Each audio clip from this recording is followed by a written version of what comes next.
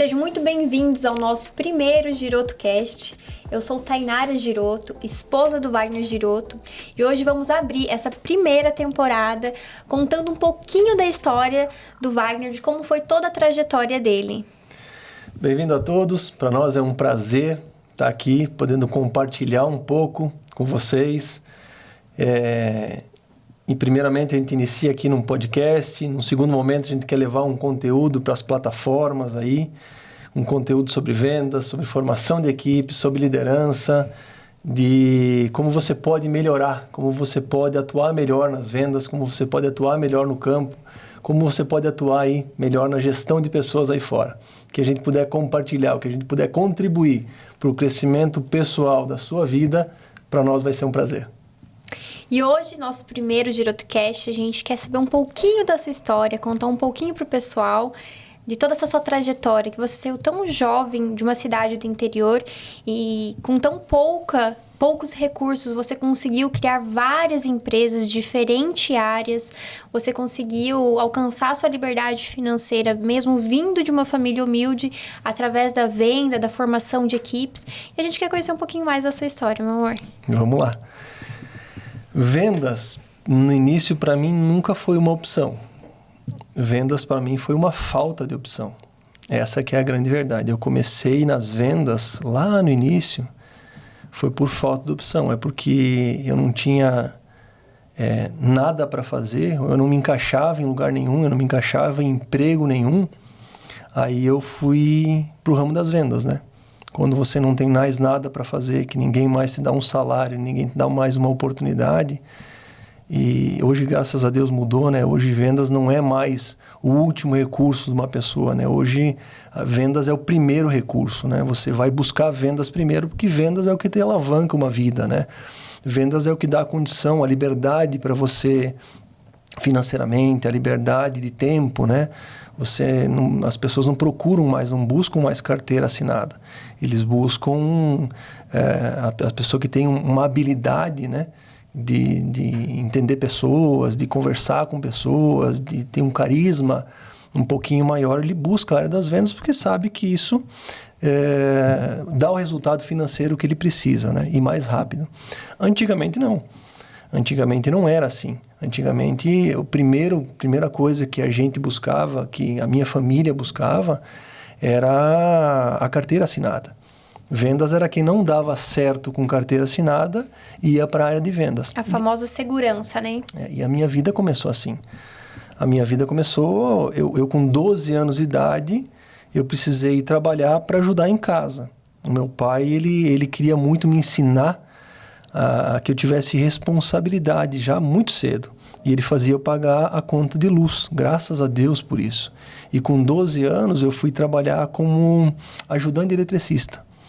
Eu abria canaleta. Hoje em dia não faz mais isso, com formão e com a marreta, sabe? Abrindo canaleta. Hoje em dia já tem uma máquina que abre as canaletas nos tijolos, né? Eu nem sei se é assim, mas eu imagino que hoje em dia já tenha máquinas para fazer isso. Antigamente eu fazia isso, eu abria canaleta para um eletricista e ganhava os meus troquinhos. Ganhava o meu troquinho e eu pagava a luz. A conta de luz sempre sobrava para mim pagar lá em casa. Era sua responsabilidade. E aí eu fui criando responsabilidades lá desde jovem, desde mocinho, né? Aí, até os meus 18 anos, eu fiz muita coisa na minha vida. Eu fui palhaço de shopping, eu fui animador de festa, eu fui garçom, pedreiro, ajudante de pedreiro, na verdade, ajudante de carpinteiro. Enfim, eu fiz biscateiro, que na verdade biscateiro hoje é feio falar disso, né? Mas a pessoa que fazia biscate antigamente, hoje como se fosse fazer bico, né? As pessoas fazem um bico para sobreviver. Antigamente a gente falava, a pessoa faz biscate. Hoje em dia é mal interpretado isso. Eu lembro que eu tinha uma camiseta branca e escrevia aqui na frente, faço biscate. Hoje em dia não é uma boa opção isso. Vai pegar mal. E aí, mas antigamente não tinha essa maldade que se tem hoje. A gente nem sabia se existia isso, né? A gente nem sabia o que era, né? Ele está falando de bastante tempo atrás. Enfim... até os 18 anos fiz muita coisa na minha vida. Depois dos 18 anos eu consegui um emprego com 17 anos. eu comprei o meu primeiro carro. Um Chevette 89. Eu tinha 6 mil reais para comprar o Chevette. Olha que loucura. Aí vai ser uma dica para os jovens de hoje. Prestem atenção nisso. Eu tinha 6 mil reais na época. 6 mil, eu não lembro se era reais, eu não lembro. Era 6 mil alguma coisa na época para comprar um Chevette. Eu lembro que esse Chevette, o pai vai lembrar disso. Ele vai estar ouvindo nós, ele vai lembrar disso. Eu tinha 4 mil. Eu peguei o meu Chevette com 4 mil e 2 mil eu coloquei de som. Quer dizer, eu podia ter comprado um carro muito melhor, eu podia ter comprado um carro de um ano muito mais novo. Eu comprei um carro 89, que na época também não era muito mais avançado que isso, né? 89, com 4 mil e botei 2 mil de som, sendo que eu podia ter comprado um carro com 6 mil. O som quase valia metade do seu carro. Valia metade do valor do carro, exatamente. Coisa de meninos. Mas tem uma fase, tem essa fase, todo mundo passa por essa fase. Eu acho que tem que aproveitar, que tem que curtir. Eu não me arrependo. Graças a Deus eu sempre tive as condições financeiras, eu criei as minhas próprias condições financeiras de fazer o que eu queria com o meu carro. Eu queria ter um carro com som, eu tive um carro com som. Eu queria viajar para algum lugar para fazer, por exemplo, tinha a Fórmula Truck, que eu gostava muito de ir uma vez por ano. Eu tinha o meu dinheiro para ir lá, para acampar na Fórmula Truck. Eu nunca fui dependente de ninguém. Eu sempre trabalhei com o meu próprio dinheiro, eu gerei, eu fiz com que o que eu queria fazer com esse dinheiro, né? Quero dizer que eu não tinha que me privar de coisas pequenas por falta de dinheiro, mas por muito trabalhar. Eu sempre fui muito trabalhador, sempre trabalhei muito para conquistar isso tudo, né? Com 18 anos, então, eu entrei numa grande fábrica de móveis, né? Carteira assinada, uma grande fábrica de móveis. Comecei lá como auxiliar de operador de máquina. Eu lembro que eu queria muito crescer lá. Só que não tem espaço, né? As vagas são todas preenchidas, né? Operador de máquina, programador de máquina, são todas vagas preenchidas, né? E eu entrei sem experiência nenhuma numa fábrica de móveis, né? E quando eu entrei, eu lembro que tinha muitas horas extras para fazer. Aquelas horas a mais que você fica porque tem bastante serviço. E nem todo mundo ficava nas horas extras, poucas pessoas ficavam. E eu me lembro muito que eu ficava, todas as horas extras que eu tinha, eu ficava fazendo hora extra. E nas horas extras eu me dei conta que eu aprendia coisas que nas horas normais eu não aprendia. Então eu aprendi a ser operador de máquina foram nessas horas extras. Porque os operadores faltavam nessas horas, nem todos iam, né? E as máquinas precisavam continuar trabalhando.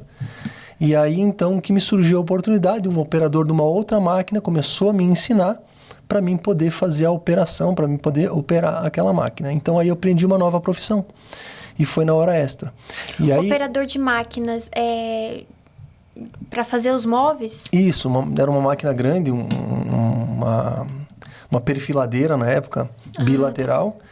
E aí eu fazia a operação daquela máquina, uma máquina muito nova, uma máquina alemã que tinha chego lá, e o operador tinha que ser bem técnico ali, né? E nem todo mundo tinha experiência, né? E eu aprendi ali fazendo, né? E até eu acho que é legal deixar um aprendizado aqui que eu tive, um entendimento que eu tive, né? Que são nas horas a mais do seu dia que você lê um livro a mais, que você assiste um podcast a mais, uma coisa que tenha um conteúdo que gere algum aprendizado para você, que vem o teu que vem o seu aprendizado maior do que os outros, né? Pessoas comuns trabalham em horas normais, trabalham em horas comuns, e nas horas de descanso eles querem descansar, e é merecido, é justo você descansar, pegar o final de semana para descansar, pegar a noite para descansar, é merecido e justo. Só que pessoas que querem fazer o extraordinário, pessoas que querem fazer o diferente, elas usam essas horas a mais, essas horas extras, para aprender atividades diferentes, para evoluir, para crescer, né? Para contribuir melhor com a sociedade e, consecutivamente, você ter um ganho com isso, né? Cumprir o horário de trabalho, mas depois desse horário de trabalho fazer algo a mais. Porque o horário de trabalho, enquanto você é carteira assinada, você está fazendo para o seu chefe, né? Quando você sai de lá, em vez de você ir assistir um filme, você ir descansar, o que você faz é pra você, né? Então, esse depois é o que vai transformar, que vai tirar você de onde você tá e levar, né? Quando eu trabalhava em CLT, eu lembro que eu acordava 4h30 da manhã para ler livro. Porque nem eu mesma sabia o porquê que eu estava lendo. Porque isso só veio fazer sentido para mim hoje. Naquela vida que eu levava, não fazia sentido. Mas eu já estava me preparando para algo que eu nem sabia o que ia vir. Então, eu acordava de madrugada para dar tempo de eu poder ler, né? E hoje, depois do horário fixo que eu fazia, mudou muito, facilitou muita coisa na minha vida. Uma boa parte do que eu fiz lá me trouxe aonde eu estou hoje, né? E que nem você falou, o a mais que nós faz a diferença lá na frente. Meus pais sempre falaram pra mim, assim, que você comentou sobre a gente descansar, né? É merecido. Mas meus pais sempre me ensinaram que é melhor você dedicar muitas horas de trabalho enquanto você é jovem, trabalhe muito, você tem mais energia para que quando você chegue na velhice você não precise continuar trabalhando. Então a vida é isso daqui, é melhor dar um gás aqui e descansar aqui do que ter que ficar mais ou menos trabalhando a vida inteira, né?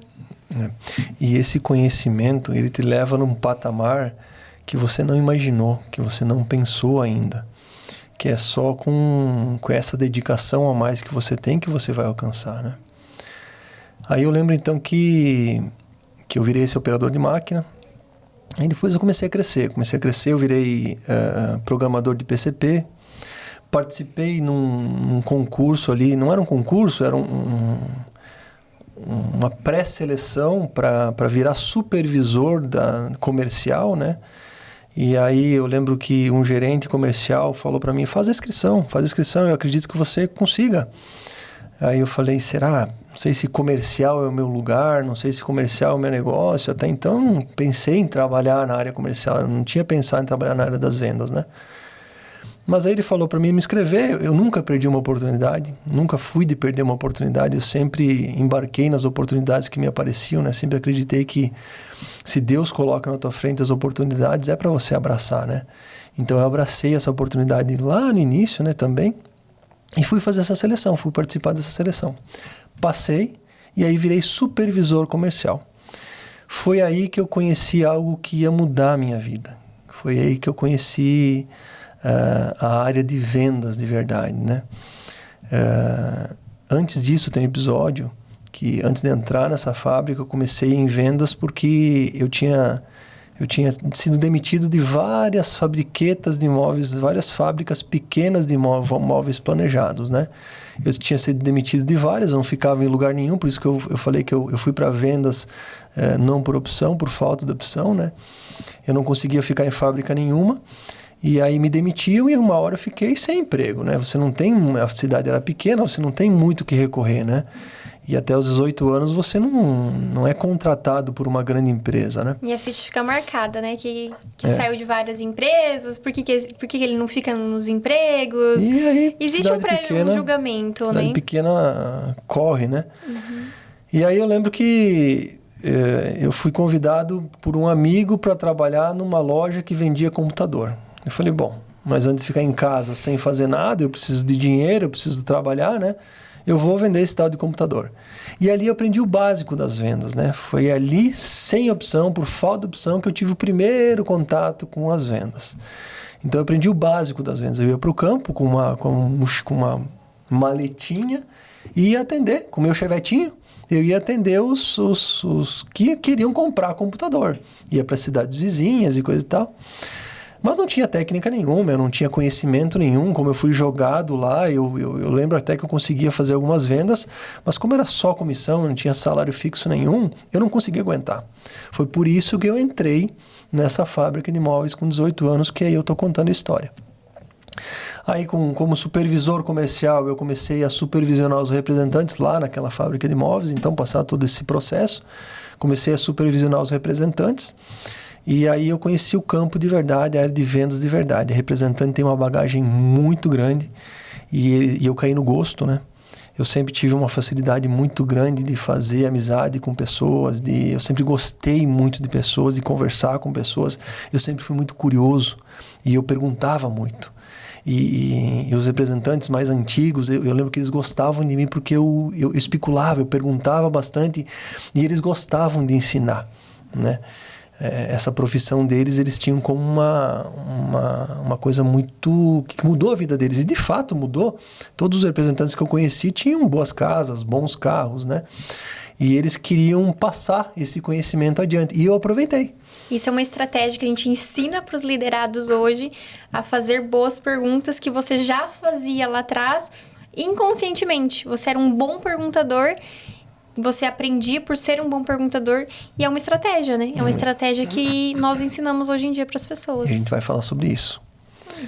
Muito importante. Um bom vendedor é um bom perguntador. Exatamente. Né? Um dia a gente fala sobre isso, a gente faz um podcast sobre isso.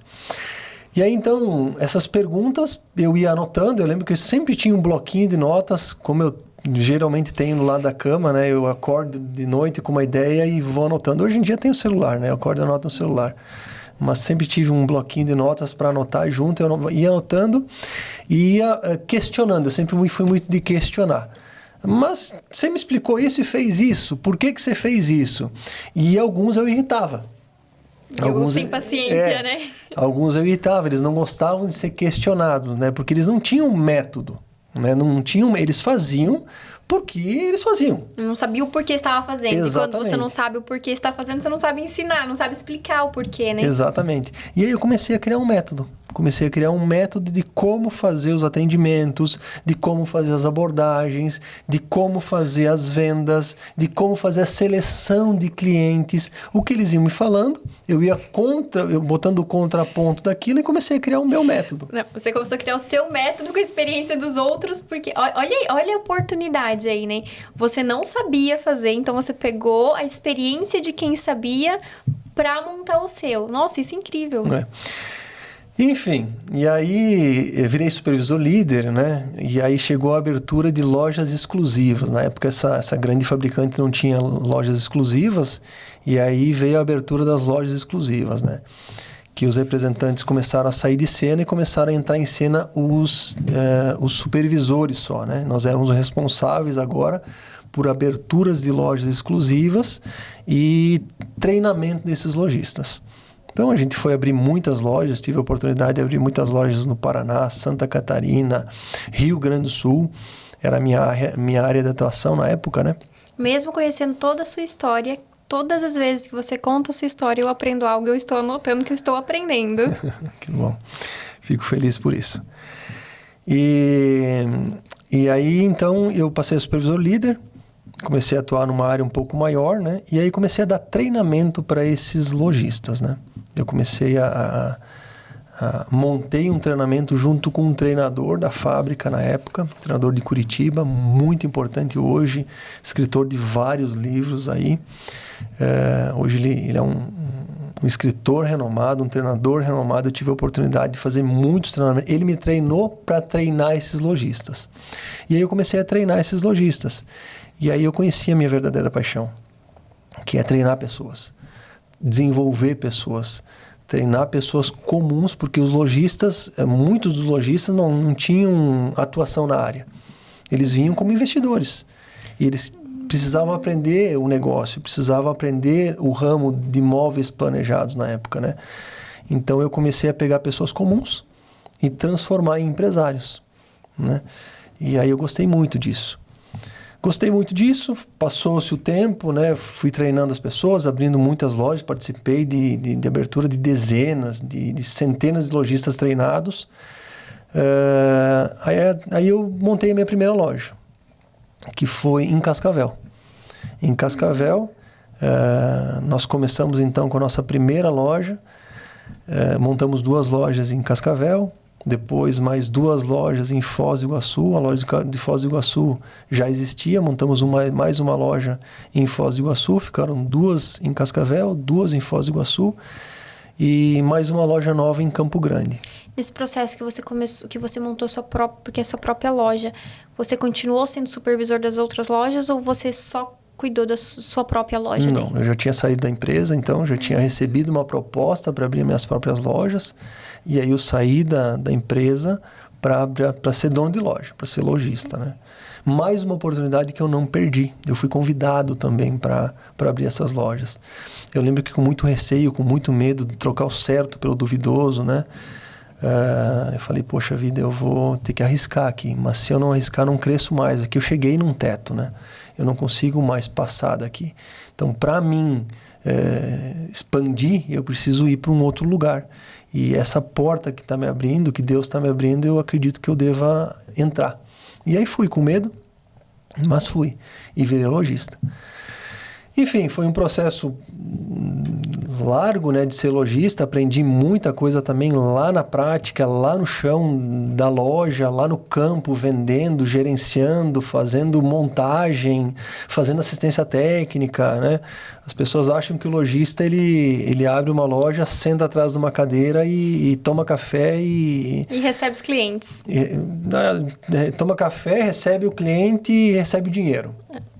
Porque ele para controlar os cheques que entram. Na verdade, o lojista, ele é o primeiro que começa, o último que termina.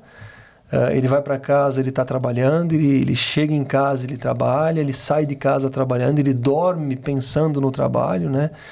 E quando ele chega na loja, é o que mais trabalha, né? É o que vende, é o que gerencia, é o que cuida das contas, é o que faz, porque quem vai fazer melhor, né, do que o próprio dono, né? Sempre aprendi que é o olho do dono que engorda o gado, né? E eu sempre estive em cima das minhas lojas, em cima dos meus negócios, para fazer e para aprender. Eu gostava de ensinar as pessoas o que eu sabia fazer. Então, se eu não soubesse fazer, eu buscava aprender a fazer para me ensinar. Então, como é que eu vou achar um erro se eu não souber como se faz, né? Exatamente. Sempre pensei assim. E aí foi uma construção, né? Foi uma construção dessas lojas, dessa formação de equipe. Formar vendedores é desafiador, né? Eu nunca peguei um vendedor pronto. Sempre formei um vendedor do zero. Sempre gostei de formar montador em vendedor. Sempre gostei de formar a zeladora em vendedora. Subindo os cargos, né? Eu sempre tive isso comigo, que eu ia formar os meus, ia formar as pessoas que estavam comigo. Porque mais difícil é você colocar a lealdade, você colocar o comprometimento nas pessoas do que ensinar a vender. Ensinar a vender é mais fácil do que ensinar a ter lealdade, ensinar a ter compromisso, né? Então eu fui treinando essas pessoas e consegui um time de vendas bom. Com o tempo eu tive um trabalho com uma construtora de Campo Grande, que era a mesma construtora que construía em São Paulo. E eu sempre gostei muito, ouvi muito falar do mercado de São Paulo, que era um mercado muito promissor, que era um mercado que o gatilho do negócio era outro, que o gatilho do negócio era mais rápido. Sempre ouvi falar muito bem. Liguei para o meu antigo gerente, né, um supervisor que eu treinei na época de fábrica. Ele virou gerente de São Paulo. Liguei para ele, pedi para ele como é que estava o mercado, se ele conhecia essa construtora, trocamos alguma ideia sobre a construtora. Ele falou que sim. Ele falou, Wagner, o que você está fazendo aí, cara? Vem para cá. Esse mercado é a tua cara. Esse mercado é o gatilho eu lembro dessa fala até hoje. O gatilho do negócio é outro. É muito mais rápido do que aí. A resposta do cliente é muito mais rápida do que aí. Eu falei, então eu vou conhecer. Aí nós fomos conhecer o mercado de São Paulo. As lojas exclusivas já eram todas já vendidas, já não tinha mais área. Então a gente comprou 3 lojas montadas dessa fábrica lá em São Paulo. Compramos 3 lojas. Eu lembro que vendemos 2 das nossas do Paraná e compramos 3 lá, né? E aí eu fui para São Paulo. Cheguei em São Paulo, quando você... Não é assim, você é lojista, você tem muito dinheiro sobrando, você compra a loja porque você tem dinheiro sobrando. Às vezes não é nem o teu capital que você compra as lojas.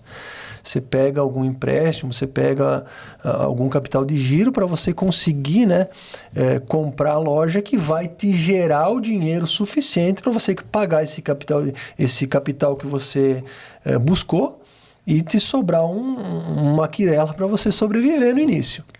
Quando você comprou as lojas, só para mim entender, quando você comprou as lojas, já vinha com os funcionários juntos ou você teve que desenvolver tudo novamente? Isso é uma longa história.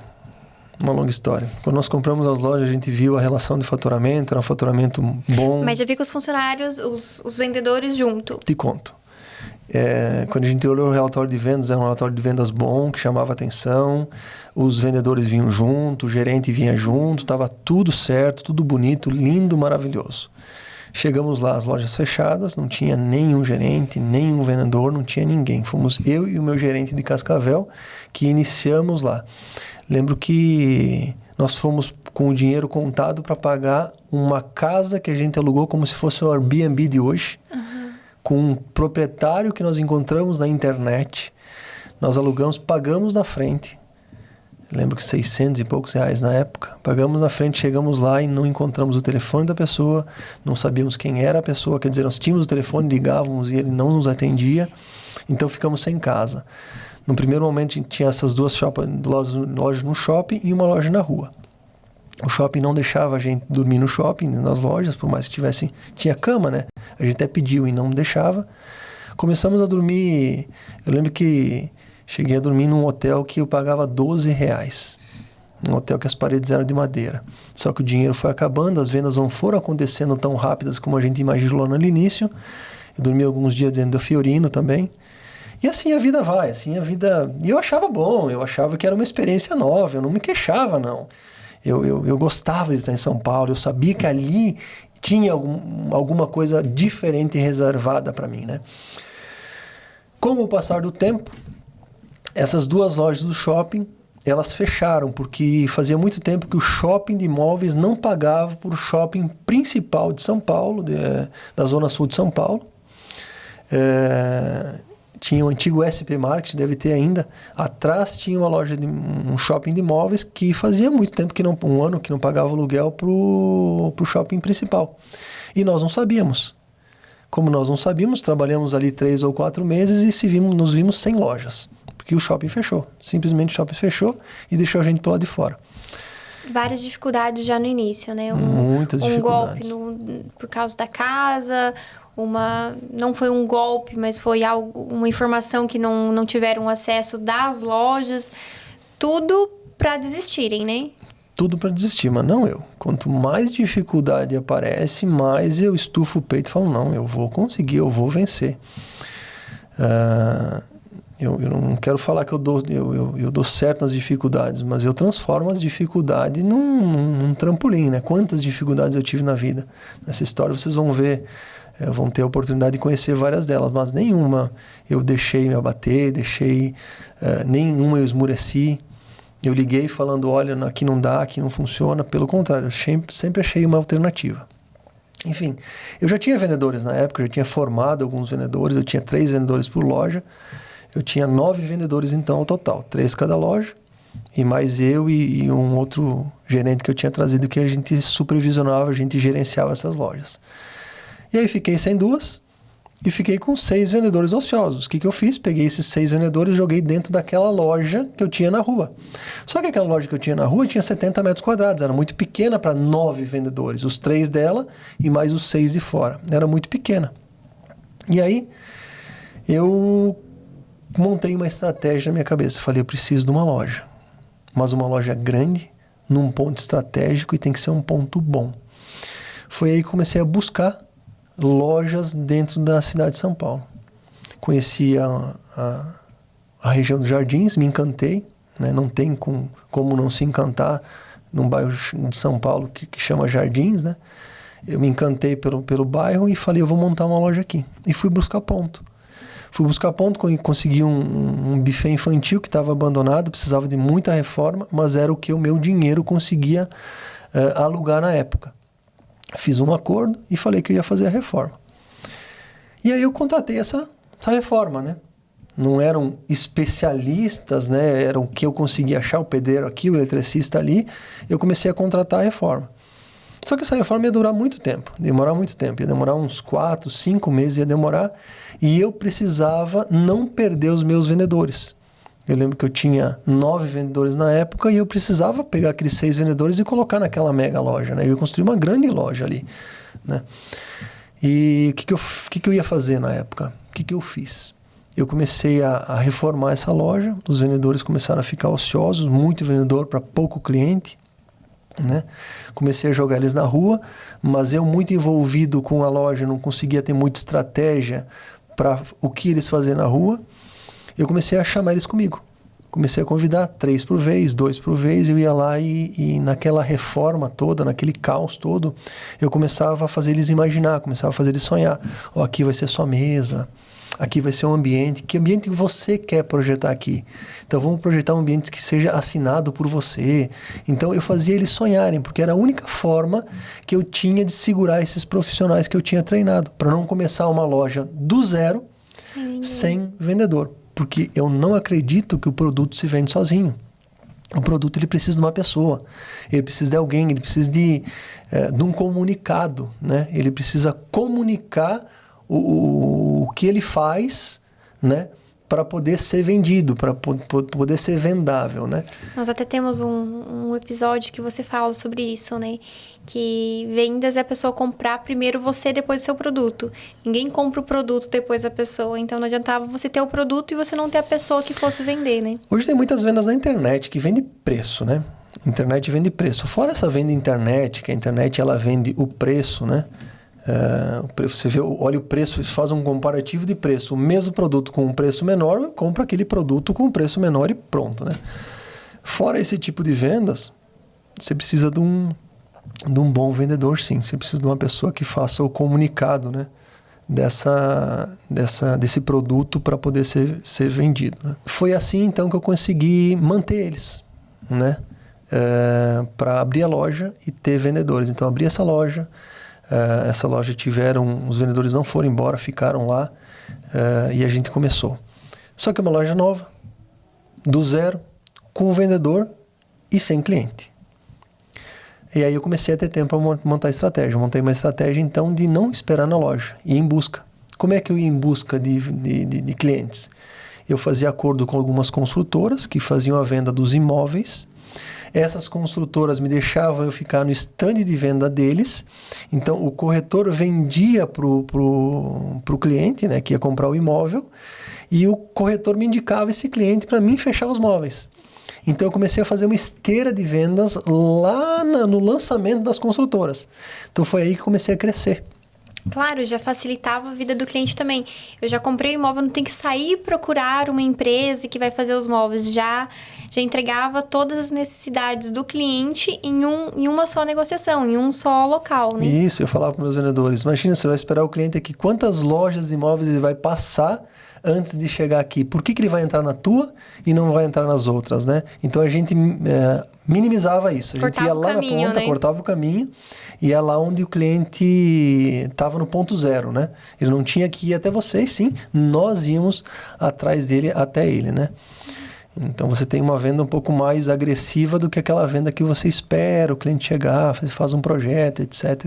E lá é tudo muito rápido, tudo muito na hora, né? Os clientes que tomam decisões na hora, né? Já compraram o imóvel, já confiam já no ambiente que eles estão comprando, fica mais fácil até eles adquirirem os móveis, né? Então, foi assim que a gente começou. As coisas começaram a andar, graças a Deus, começou a dar certo. Montamos 4 lojas nos principais pontos estratégicos de São Paulo e fomos muito bem. E essa é uma característica muito forte que eu vejo em você, tanto hoje quanto em toda a sua história. Quando você entra no negócio, você entra pra valer, né? Porque você saiu de uma lojinha e quando você chegou em São Paulo, você falou assim, eu quero os melhores lugares de São Paulo. Onde que é o melhor lugar? E como eu acompanho todas as negociações hoje, eu sei. O que eu vou fazer, eu quero o melhor, né? Vamos começar na internet. Eu quero o melhor estúdio. Vamos começar uma nova região. Eu quero o melhor local para o evento. Então, isso é uma característica muito forte sua. De que quando você entra para fazer algo, você entra para valer. Você não fica em cima do muro. Nem é frio ou quente, né? Você não fica no morno, né? Você toma decisão. E isso eu vejo que é uma dificuldade das pessoas, né? Quando você entra em algo para fazer e você fica ali na dúvida, começa a vir um monte de informação em roda de você, de pessoas falando, de informações negativas e acabam distanciando você daquilo que você acordou de manhã cedo, falando, nossa, eu vou fazer isso e eu vou transformar a minha vida e a vida de pessoas. E você não dá essa oportunidade para as pessoas e para o entorno, porque você já entra com tudo. Não tem brecha para ninguém desanimar você, não existe brecha para você ser contaminado com as más energias. Eu tenho um hiperfoco. Então, é esse meu hiperfoco que me mantém focado nessa coisa que eu estou fazendo. Por isso que eu não desisto, por isso que eu não paro. Nos meus treinamentos eu conto a história do sapinho, né? Do sapinho surdo, né? Que conseguiu vencer a corrida porque ele era surdo. Então... E você é esse sapinho surdo. Quando você começa a correr, você não deixa ninguém te atrapalhar, Eu né? gosto muito de uma frase que fala: por não saber que era impossível, foi lá e fez. Então eu não gosto de saber de muita coisa, não gosto de... Se eu tiver aquela ideia, se eu acreditar naquilo mesmo, dentro das minhas condições, eu faço o melhor sim, né? Às vezes a gente não tem condições de pegar o melhor, mas dentro da minha condição, eu sempre busco o melhor. E aí veio 2014, então, continuando aqui, né? Veio 2014 e aí veio uma bolha imobiliária, já tinha uma bolha imobiliária em São Paulo, né? E naquela época, então, 2014, eu fiquei sem lançamento nenhum. As construtoras que eu estava trabalhando resolveram fechar os lançamentos, né? Dar um tempo os lançamentos por conta da bolha imobiliária. E eu tive que recolher todos os meus vendedores e jogar para dentro de uma loja, né? Para dentro das lojas, né? Só que aí foi o começo do fim. O faturamento começou a baixar, as coisas não aconteciam mais, as pessoas não compravam mais imóveis, né? Elas vendiam os imóveis, as construtoras, os bancos tiravam esses imóveis que eram financiados, né? Porque por não conseguir pagar, né? Subiu tanto o valor do imóvel que uma época estourou, né? Aí eu me vi sem lançamento nenhum para trabalhar, eu estava muito acostumado a trabalhar com os lançamentos, comecei a jogar vendedor dentro das lojas para trabalhar com as lojas, o cliente não aparecia mais, não tinha mais tanto cliente assim no mercado e eu também não tinha lá tanto capital de giro para continuar fazendo, mantendo a minha loja, né, sem venda. E quando chega uma crise, se você não tiver um capital de giro bom para você manter, né, até você chegar na época boa, você tem que fazer o quê? Você tem que fechar. E foi o que eu fiz. Eu fui obrigado a fechar. Primeiro fechei 2, depois eu entreguei as últimas que sobravam para a indústria pagar contas, enfim, para fazer o meu... Encerrou o ciclo, né? Para encerrar o meu ciclo com a maior dignidade possível, né? E eu fiquei sem nada. Primeiro foram as lojas, depois foi a minha casa, depois foram os meus carros. Então eu fiquei sem nada mesmo. Eu lembro que eu tive que morar de favor no porão da casa do meu pai e da minha mãe de novo. Então eu estava na lona, no zero, tendo que começar do zero de novo, né? Construir um negócio grande e... Talvez por uma sequência de erros, por não ter me atentado em ter olhado melhor o meu financeiro, ou não ter aberto tantas lojas, e ter me preocupado um pouco mais com o meu capital de giro, talvez, né? Tenha acontecido isso comigo. Mas não. Entre todas essas dificuldades que você passou, que a gente pôde perceber que desde o começo, desde lá do princípio que você se mudou para São Paulo, já começou a vir várias dificuldades que você mesmo disse. Você empeitava e conseguia achar a solução. Mas em todo esse processo, desde que você saiu de uma cidade pequena, foi para Cascavel, Foz, todas essas mudanças, qual foi a maior dificuldade, assim, que você diz, aqui eu sofri?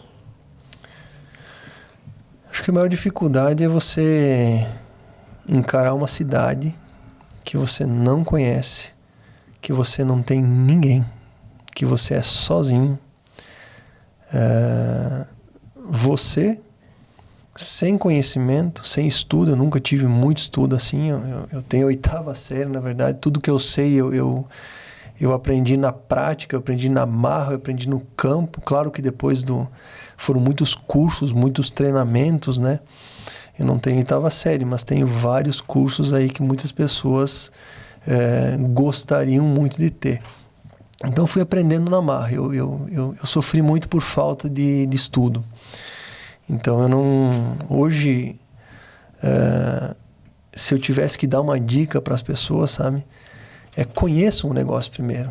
Estudem daquilo que você vai fazer, sabe? Se aprofunda, se aperfeiçoa, né?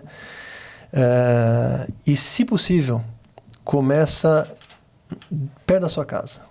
Começa aonde você tem pessoas que você pode correr se alguma coisa acontecer. Porque o pior de tudo é você precisar correr, precisar ir para alguém e você não ter aonde correr, para quem correr.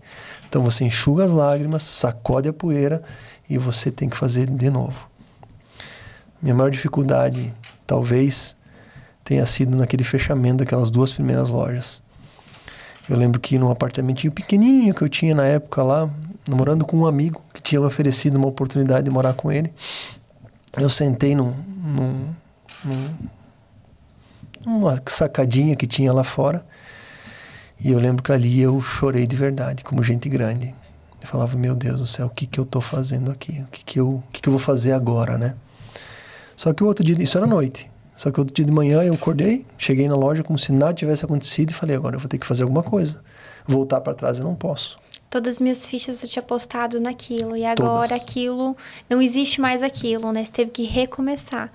Mas nunca é tarde para recomeçar, né? Independente do que você fez, do que passou, sempre há tempo de recomeço, né? E às vezes há recomeço em uma nova área, em um novo negócio, e depois que você fechou esse ciclo das lojas, de imóveis planejados, você que passou toda essa turbulência, você recomeçou novamente nas vendas. Recomecei novamente, graças a Deus. Tentei fazer outras coisas, tentei vender outras coisas, vidro líquido, ferramenta.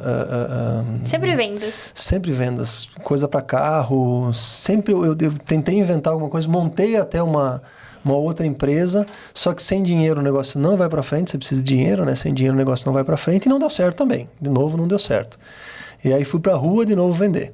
Através de um amigo que me convidou para conhecer uma nova oportunidade, e como eu não perco as oportunidades, eu fui conhecer essa oportunidade, conheci uma empresa que estava precisando de pessoas.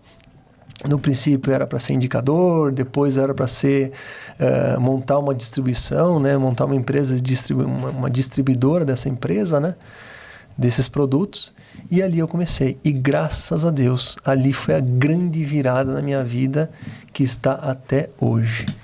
Ali eu treino pessoas, ali eu formo equipe, ali eu vendo. Então, com esse negócio que eu conheci através de um amigo meu, que eu mudei a minha história de vida, que eu saí daquela pessoa que morava de favor no porão da casa do pai e da mãe, para um negócio que tem sucesso hoje, graças a Deus. E poder estar aqui, né?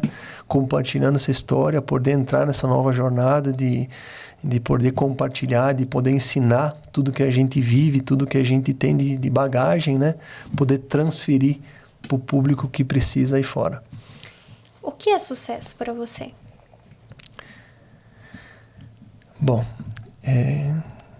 sucesso para mim, eu vou citar o que Paulo fala para Timóteo, na segunda carta de Timóteo, capítulo 4, versículo 7.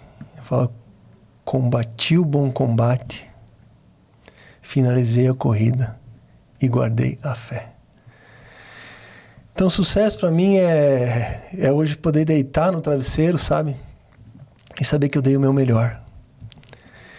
Sucesso para mim é chegar em casa, saber que eu trouxe uma provisão da rua, mas eu fiz com que pessoas também tivessem as suas provisões. Eu ensinei pessoas, eu capacitei gente, sabe?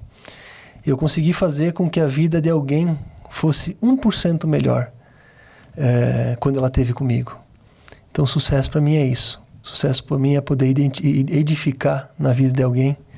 Chegar em casa, você chegar em casa com uma venda, com algo diferente, com algo novo para sua casa, né? Com aquele prazer de ter feito o melhor, de ter feito o melhor para sua casa, para sua família, mas saber que alguém também, por intermédio de você, entregou o melhor, tá levando para casa o melhor para sua família também. Então, sucesso para mim é isso. Sucesso para mim é poder ajudar alguém a crescer, poder contribuir para a vida de alguém e poder dar o melhor para minha família. É servir, né? É o que a gente sempre fala. Na área das vendas, às vezes, eu sempre conto essa história e eu tenho orgulho de contar essa história, que toda vez que você chega de uma venda, agora eu já me acostumei, né? Eu perguntava pra você, por que você não está tão feliz quanto eu estou? Você fez uma grande venda, devemos comemorar as pequenas conquistas. Aí você me ensinou que vender por vender não tinha sentido pra você, que era muito mais prazeroso você vender quando estava ensinando alguém, né? Nós temos equipe hoje e eu vejo o quanto você vibra, o quanto nós vibramos com as conquistas das pessoas, com as pessoas, né? A gente chega lá no começo do mês, coloca as metas daquelas pessoas, elas atingem as suas metas e a gente vibra com isso, né? E isso é o servir. E é muito claro que Deus colocou isso no seu coração. Porque quando você faz por você mesmo, não traz a paz e a alegria que traz quando você fez para o outro. Você tem o dom de ensinar, você tem o dom... Eu até brinco que você tem a capacidade de entender a outra pessoa. Às vezes eu te pergunto, por que você está fazendo isso? Né? Eu sou um pouco menos paciente, eu não consigo ter a compreensão que você tem com as pessoas. Então, Deus te deu esse dom para você cuidar e ensinar das pessoas. E em toda essa trajetória, o que mais te marcou? O que eu posso falar é que a capacidade humana, ela não te leva para o sucesso. O que te leva para o sucesso de verdade é você entender, aprender que a caminhada com Deus, ela deixa marcas, traz um legado. E aí, através dessas marcas, através desse legado, você pode acrescentar na vida das pessoas. Então, se eu pudesse dar um conselho, se eu pudesse deixar algum ensinamento, não faça sozinho. Faça com Deus. É pro resto da vida. Faça sobre os princípios certos, que são os princípios que estão escritos no livro da vida. Então, se você fizer o certo, se você fizer o que Deus está pedindo para você fazer, o que Deus está colocando no seu coração, porque Ele fala com a gente todos os dias. Ele nos direciona todos os dias. E se a gente estiver sensível, escutando a voz de Deus, a gente vai no caminho, e esse caminho é o melhor caminho. Pode não ser o mais rápido, mas com certeza é o melhor. Então faça os seus negócios com Deus, faça suas vendas com Deus, forme a sua equipe com Deus e convide Ele para ser o teu sócio, que você vai ter o melhor sócio do mundo. Não existe enganação, não existe mentira, não existe dúvida, não existe incerteza, só direcionamento, né? Que bacana poder compartilhar um pouco com as pessoas a sua história. Eu aprendo todos os dias com você, eu acredito que o público vai poder aprender todos os dias mais com você. Nós vamos estarmos aqui, toda semana vamos estar lançando um podcast novo, acrescentando na sua vida, com toda a carga e experiência que o Wagner passou em todas essas trajetórias. Então, a gente quer ensinar as pessoas a trilharem o caminho do sucesso, sem passarem por tantas dificuldades como você passou, né? Servir as pessoas agora através do digital, dos conteúdos. Então, fiquem ligados. Mais à frente, vamos ter outros conteúdos ensinando você a como trilhar esse caminho, passando por todas as dificuldades com mais facilidade. Isso aí. Obrigado. Fiquem com Deus. E se vocês gostaram, clica, compartilha, ajuda a gente a divulgar esse conteúdo para mais pessoas.